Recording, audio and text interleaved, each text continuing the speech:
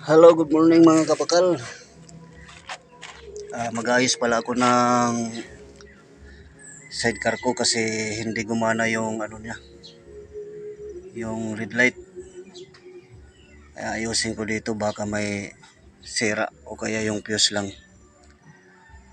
Kasi hindi umiilaw yung yung red light niya ito. Ayusin ko muna.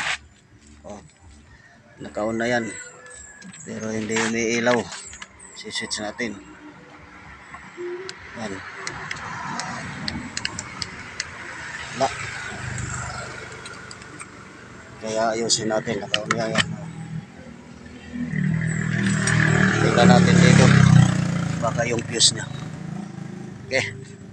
Ayusin muna natin mga kabakal. Ayan.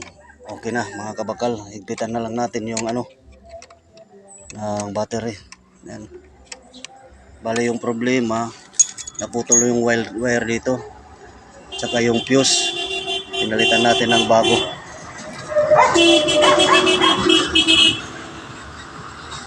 Testing natin ulit. Iyon natin.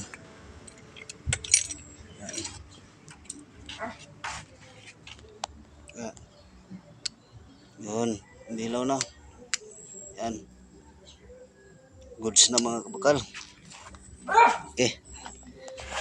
Hanggang dito na lang muna mga kabakal. At okay naman na yung sidecar ko. Nagawa ko na rin ng paraan. Kasi ito, napudpud yan. Yung terminal ng ng